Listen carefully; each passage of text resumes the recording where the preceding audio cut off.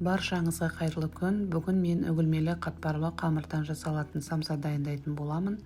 Қамырдың оңай жасалу түрін және самсаның әдемі түю жолын көрсететін боламын. Видеоның соңына дейін қарап, арнама тіркелуді ұмытпаңыздар. Ең алдымен тоңазытқыштан шыққан сары майымызды осылай ұнға аунатып отырып, теркадан өткізіп аламыз. ұн мен майымызды біріктіріп, крошка жасауымыз керек ең бірінші.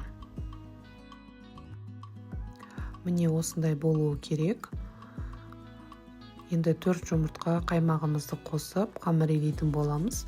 Қамырда ұзақ уақыт бойы илеудің қажеті жоқ. Осы қоспалардың басы біріккеннен кейін нанымызды илеп, үшке бөліп, нанымызды жарты сағатқа тындыруға қоямыз. Бұл жерде менде 1 килограмм ұнмен жасап жатырмын. Нанды илегеннен кейін 2 килограммдай қамыр шығады.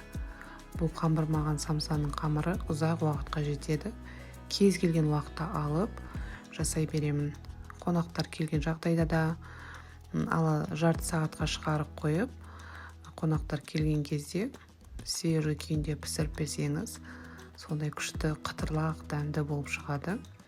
Барлық қонақтарыңызға ұнайды деген ойдамын. Сіздер де менімен бірге жасап көріңіздер.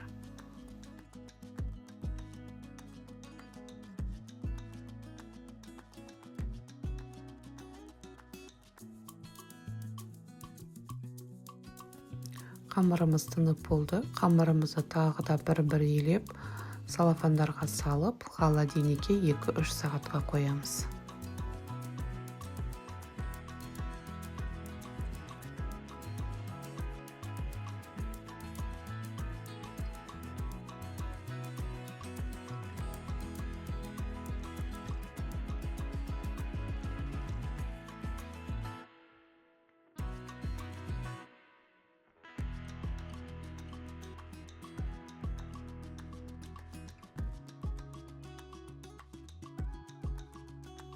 Міне холодильникте 2-3 сағат тұрды. Енді қамырымызды алып, самсамыздың нанын жаямыз.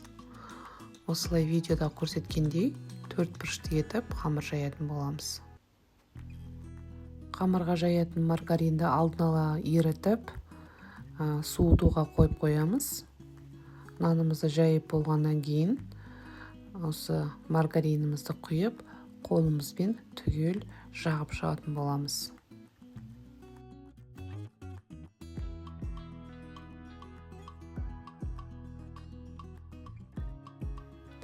Жағып болғаннан кейін осылай ұнды қатты сеппейсіздер, осылай аз ғана сеуіп шығамыз.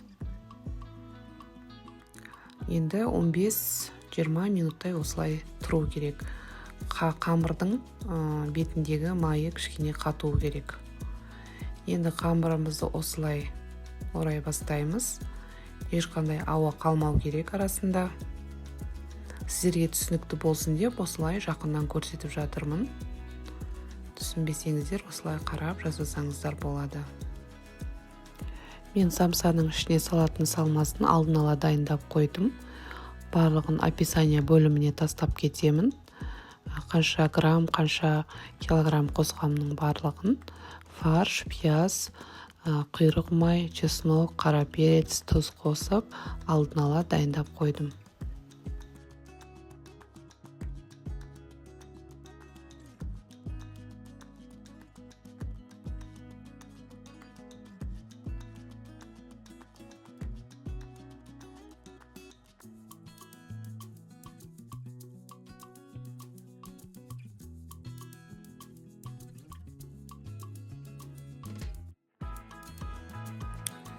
Енді дайын болған қамырымызды осылай салафанға орап, осылайынан екі жаққа қарай ауасын шығарамыз.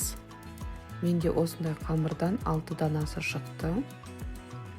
Егер сіздерге тез арада дайындайтын болсаңыздар, осы қамырдың біреусін немесе екеуісін тоңазытқышқа 20 минутқа қойып, одан кейін қолдана берсеңіздер болады. Самсаның қамырын ұзақ уақыт бойы жылы жерде ұстауға болмайды, өйткені самсаның қамырының майы ағып кетеді. Менде самсаның қамыры 30-31 граммдай өлшеп алдым. Енді самсаның қамырының дұрыс жайылу тәсілін көрсетіп жатырмын. Міне, кесілген жеріне тігінен баспаймыз, қиғашынан басуымыз керек. Сіздерге видеода анық көрсетіп жатырмын, сіздерге түсінікті болсын деп. Видеоға қарап жайсаңыздар да болады. Қатпарлы жағын астына қаратамыз. Менде қамырым 30-31 грамдай болды. Енді салмасы да сондай 30-31 грамдай болу керек. Сонда самсамыз бәрі бір келкі әдемі болып піседі. Міне, өздеріңіз байқағандарыңыздай қатпарлы жағы самсаның жоғарғы жағына қарап тұр. Енді самсаның түйілу әдісін көрсетіп жатырмын.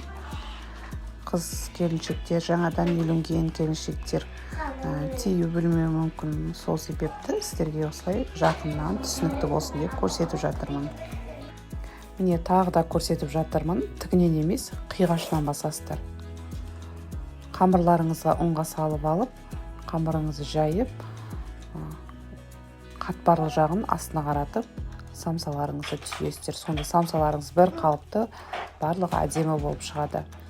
Енді ішіне өздеріңіз өлшемесеңіздер де болады. Ол міндетті емес. Бірақ мен қонақ келген кезде барлығы бірдей әдемі болып шықсын деп, сол үшін мен өлшеп барлығын солай түйіп алдын ала морозильникке сақтап қоямын.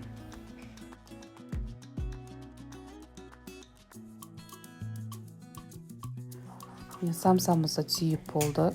Қараңыздар қандай әдемі болып шықты.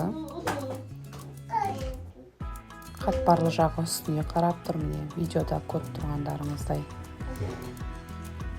Енді жұмыртқаға кішкене тұз, кішкене су құйып араластырып, самсамыздың бетіне жағып шығамыз.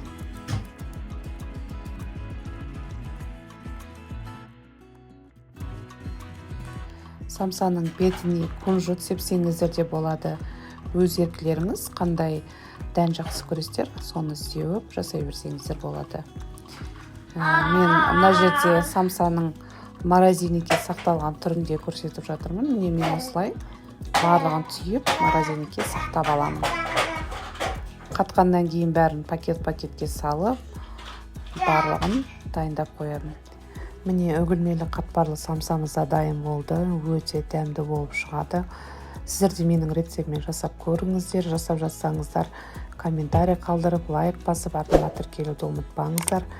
Менің каналымда көптеген рецепттер бар, кіріп қарасаңыздар болады. Менімен бірге болғандарыңызға рахмет. Сау болыңыздар.